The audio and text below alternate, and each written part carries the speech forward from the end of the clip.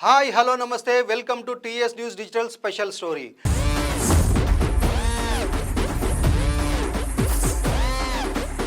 అదృష్టం మరోసారి హ్యాండ్ ఇచ్చింది కాంగ్రెస్కు.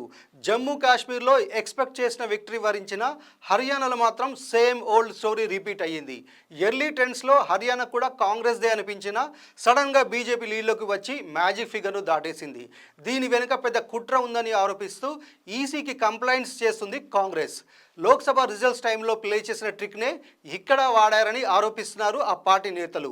అసలు ఉన్నట్టుండి విన్నింగ్ ట్రెండ్ బీజేపీకి ఫేవర్గా ఎందుకు మారిపోయింది? 10 ఏళ్ల బీజేపీ పాలనపై హర్యానాలో స్పష్టమైన అసంతృప్తి ఉంది. అయినా అదేమీ పట్టించుకోకుండా ప్రజలు నిజంగా మళ్ళీ కమలానికే పట్టం కట్టారా, లేక కాంగ్రెస్ ఆరోపిస్తున్నట్లు బీజేపీ ఎన్నికల అధికారుల మీద ఒత్తిడి తెచ్చిందా? ఫలితాలు తారుమారై బీజేపీ హ్యాట్రిక్ విక్టరీ వెనుక ఏదైనా గోల్మాల్ జరిగిందా?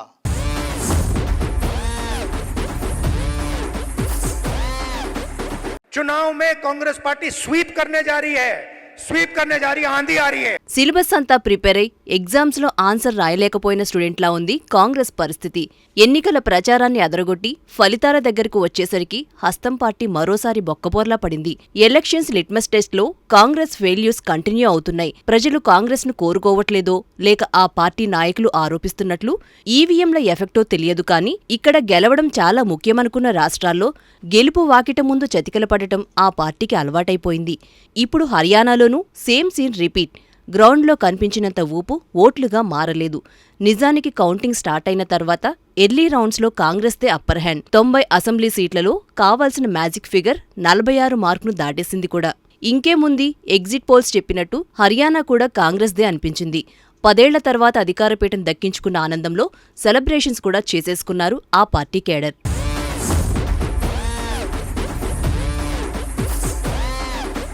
సరిగ్గా అప్పుడే సీన్ రివర్స్ అయింది. ఈసీ వెబ్సైట్లో రిజల్ట్స్ అప్డేట్ ఆగిపోవడం, టీవీ స్క్రీన్ల మీద కాంగ్రెస్ సీట్ల మెజార్టీలో కోతపడటం జరిగిపోతూ వచ్చాయి. యాజ్ యూజువల్ గా కాంగ్రెస్ షాక్లో ఉండిపోగా ఈసారి సెలబ్రేషన్ సీన్ బీజేపీ హెడ్ క్వార్టర్కు మారింది. వరుసగా 3వ విజయంతో హ్యాట్రిక్ కొట్టింది కమలం పార్టీ. ఈవీఎంల మీద మరోసారి అనుమానాలు వ్యక్తం చేశారు కాంగ్రెస్ లీడర్స్. ఎర్లీ ట్రెండ్స్ తమకు అనుకూలంగా వచ్చిన తర్వాత ఈసీ వెబ్సైట్లో డేటా అప్డేట్ ఆగిపోయిందని, ఆ తర్వాత నుంచి బీజేపీ లీడ్లోకి వచ్చిందని, మధ్యలో ఏదో జరిగిందని హస్తం పార్టీ ఆరోపిస్తుంది. స్లో అప్డేట్స్పై ఈసీకి కంప్లైంట్ చేసింది.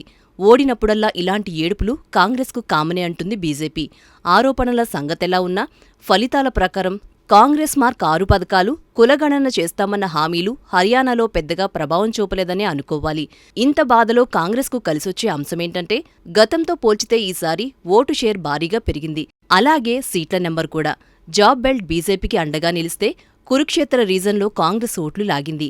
కాంగ్రెస్ ఇన్ని ట్విస్ట్ల మధ్యలో బీజేపీకి డైజెస్ట్ కాని మ్యాటర్ ఏంటంటే కాంగ్రెస్ నిలబెట్టిన రెజ్లర్ వినేష్ ఫోగాట్ బీజేపీ కాదంటే ఇండిపెండెంట్గా నిలబడిన సావిత్రి జిందాల్ గెలవటం.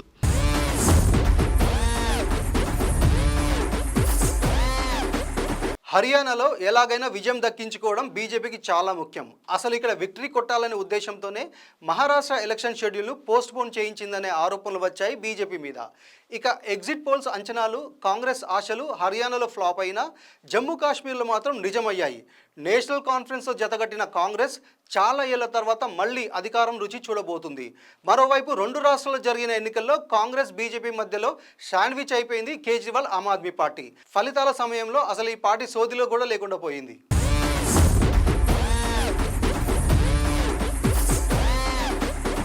కేంద్రపాలిత ప్రాంతం నుంచి మళ్లీ జమ్మూ కాశ్మీర్ని రాష్ట్రంగా మారుస్తామంటూ కాంగ్రెస్, నేషనల్ కాన్ఫరెన్స్ ఇచ్చిన స్లోగన్ బాగా పనిచేసింది.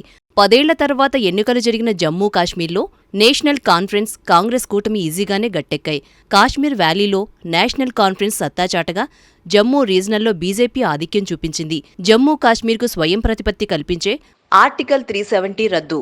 అలాగే జమ్మూ కాశ్మీర్ రాష్ట్రాన్ని లద్దాఖ్, జమ్మూ అండ్ కాశ్మీర్ కేంద్రపాలిత ప్రాంతాలుగా మార్చింది బీజేపీ. వీటికి వ్యతిరేకంగా రాహుల్ ఫరూక్ అబ్దుల్లా క్యాంపెయిన్ చేసి ఫలితాన్ని తమకు అనుకూలంగా రాబట్టుకున్నారు. 2 ఏళ్ల క్రితం పంజాబ్ ఎన్నికల్లో సర్ప్రైజ్ విక్టరీ కొట్టిన ఆమ్ ఆద్మీ పార్టీ హర్యానా, జమ్మూ కాశ్మీర్లో మాత్రం పత్తా లేకుండా పోయింది. ఖతం, by by, Tata, good bye, Gaya.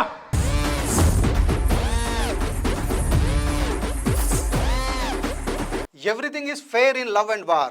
ప్రజల ఆదరణో కుట్రో కుతంత్రమో టార్గెట్ సెట్ చేసుకొని హర్యానాలో గెలిచేసింది బీజేపీ. కాబట్టి ఫలితాలు తమకు అనుకూలంగా వస్తే ఈవీఎంలు మంచివి, వ్యతిరేకంగా వస్తే ట్యాంపర్ చేశారనే ఆరోపణలతో టైంపాస్ చేయకుండా కాంగ్రెస్ వెంటనే తేరుకొని ఇప్పటికైనా లోపం ఎక్కడుందో సరిదిద్దుకోవాలి. ఎందుకంటే అసలైన ముసళ్ళ పండగ ముందుంది. నెక్స్ట్ మహారాష్ట్ర, వచ్చే ఏడాది ఢిల్లీ, బీహార్ రాష్ట్రాలు ఎలక్షన్స్ రేస్లో ఉన్నాయి. దేశ రాజకీయాన్ని ప్రభావితం చేసే ఈ 3 రాష్ట్రాల్లో గెలుపు పార్టీలన్నిటికీ చాలా అంటే చాలా కీలకం. హర్యానా ఇచ్చిన కిక్తో బీజేపీకి ఆల్రెడీ జోష్ వచ్చేసింది. ఇప్పుడు తేరుకొని మరోసారి కొట్లాటకు రెడీ కావాల్సింది కాంగ్రెసే.